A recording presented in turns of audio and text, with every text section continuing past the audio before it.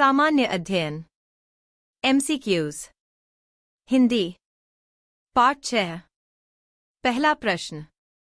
एक भारत के संदर्भ में निम्नलिखित कथनों पर विचार कीजिए।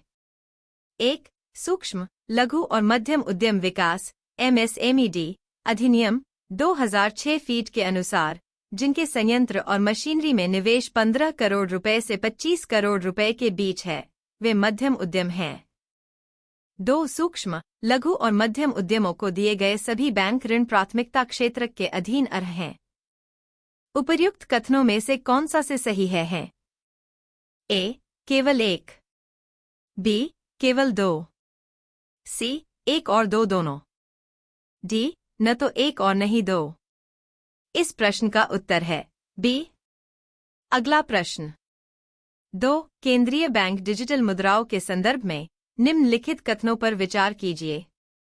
1. US डॉलर या SWIFT प्रणाली का प्रयोग किए बिना डिजिटल मुद्रा में भुगतान करना संभव है। 2. कोई डिजिटल मुद्रा इसके अंदर प्रोग्रामित प्रतिबंध, जैसे कि इसके व्यय के समय ढांचे, के साथ वितरित की जा सकती है। उपर्युक्त कथनों में से कौन सा से सही है? A. केवल एक, B.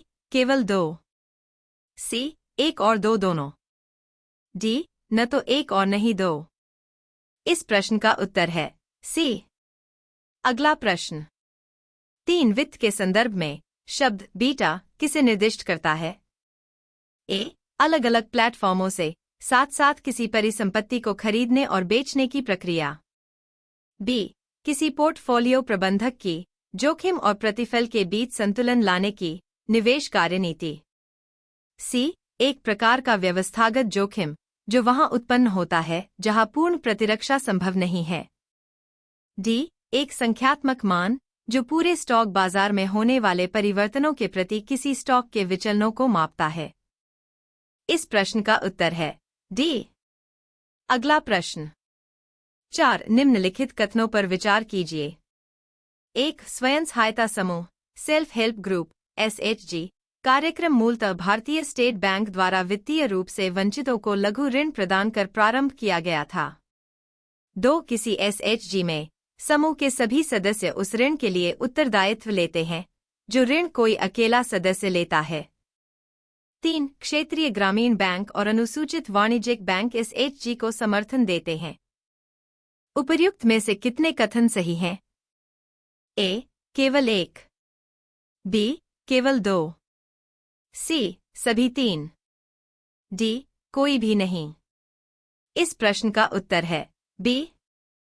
अगला प्रश्न। 5. निम्नलिखित कथनों पर विचार कीजिए। कथन 1. भारत की सार्वजनिक क्षेत्रक स्वास्थ्य देखभाल प्रणाली सीमित निरोधक, वर्धक और पुनर्स्थापक देखभाल के साथ मुख्यतः रोगनाशक व्यवस्था पर ध्यान केंद्रित करती है। कथन 2. भारत के स्वास्थ्य देखभाल प्रदान करने के विकेंद्रीकृत उपागम के अंतर्गत राज्य प्राथमिक रूप से स्वास्थ्य सेवाओं को जुटाने के लिए उत्तरदायी हैं। उपर्युक्त कथनों के बारे में निम्नलिखित में से कौन सा एक सही है? A. कथन 1 और कथन 2 दोनों सही हैं तथा कथन 2 कथन 1 की सही व्याख्या है। B. कथन 1 और कथन 2 दोनों सही है तथा कथन 2 कथन 1 की सही व्याख्या नहीं है। C. कथन 1 सही है किंतु कथन 2 गलत है। D. कथन 1 गलत है किंतु कथन 2 सही है। इस प्रश्न का उत्तर है D। अगला प्रश्न। 6. निम्नलिखित कथनों पर विचार कीजिए। कथन 1. संयुक्त राष्ट्र संघ की विश्व जल विकास रिपोर्ट 2022 फीट के अनुसार भारत प्रतिवर्ष विश्व के भौम जल के 1/4 से अधिक जल का निष्कर्षण करता है। कथन 2. भारत को अपने राज्य क्षेत्र में रहने वाली विश्व की लगभग 18% जनसंख्या के पेयजल और स्वच्छता आवश्यकताओं को पूरा करने के लिए प्रतिवर्ष विश्व के भौम जल के 1/4 से अधिक जल का निष्कर्षण करने की जरूरत है। उपर्युक्त कथनों के बारे में निम्नलिखित में से कौन सा एक सही है? A. कथन 1 और कथन 2 दोनों सही हैं तथा कथन 2 कथन 1 की सही व्याख्या है। B. कथन 1 और कथन 2 दोनों सही है तथा कथन 2 कथन 1 की सही व्याख्या नहीं है। C.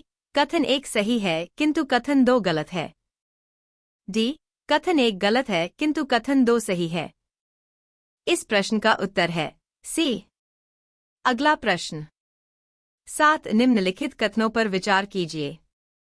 1 भारत के संविधान के अनुसार केंद्र सरकार का यह एक दायित्व है कि वह राज्यों को आंतरिक विक्षोभों से बचाए।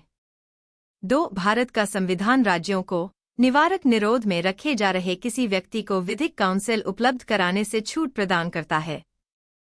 3 आतंकवाद निवारण अधिनियम 2002 के अनुसार पुलिस के समक्ष अभियुक्त की संस्वीकृति को साक्ष्य के रूप में प्रयुक्त नहीं किया जा सकता। उपर्युक्त में से कितने कथन सही हैं? ए केवल 1, बी केवल 2, सी सभी 3, डी कोई भी नहीं। इस प्रश्न का उत्तर है बी। अगला प्रश्न 8 निम्नलिखित में से कौन सा एक देश दशकों से गृहकलह और खाद्य संकट से त्रस्त रहा है तथा हाल के पिछले दिनों में अति गंभीर दुर्भिक्ष के लिए समाचारों में था? ए अंगोला, बी कोस्टा रिका, सी इक्वाडोर, डी सोमालिया। इस प्रश्न का उत्तर है डी। अगला प्रश्न 9 निम्नलिखित कथनों पर विचार कीजिए। 1 भारत में जैव विविधता प्रबंधन समितियां नागोया प्रोटोकॉल के उद्देश्यों को हासिल करने के लिए प्रमुख कुंजी हैं। 2 जैव विविधता प्रबंधन समितियों के अपने क्षेत्राधिकार के अंतर्गत जैविक संसाधनों तक पहुंच के लिए संग्रह शुल्क लगाने की शक्ति सहित पहुंच और लाभ सहभागिता निर्धारित करने के लिए महत्वपूर्ण प्रकार्य हैं। उपर्युक्त कथनों में से कौन सा से सही है? ए केवल 1, बी केवल 2, सी 1 और 2 दोनों, डी न तो 1 और नहीं 2। इस प्रश्न का उत्तर है सी। अगला प्रश्न 10 भारत के राष्ट्रपति के निर्वाचन के बारे में निम्नलिखित कथनों पर विचार कीजिए। 1 संसद के दोनों में से किसी भी सदन या राज्यों की विधानसभाओं में नाम निर्दिष्ट किए गए सदस्य निर्वाचक मंडल में शामिल किए जाने के लिए भी अर्ह हैं। 2 निर्वाच्य विधानसभा सीटें जितनी अधिक होती हैं उस राज्य के प्रत्येक एमएलए के वोट का मान भी उतना ही अधिक होता है। 3 मध्य प्रदेश के प्रत्येक एमएलए के वोट का मान केरल के प्रत्येक एमएलए के वोट के मान से अधिक है।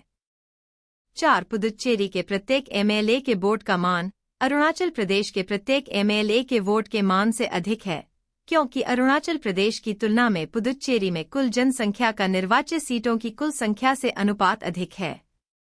उपर्युक्त में से कितने कथन सही हैं? ए केवल 1, बी केवल 2, सी केवल 3, डी सभी 4। इस प्रश्न का उत्तर है ए।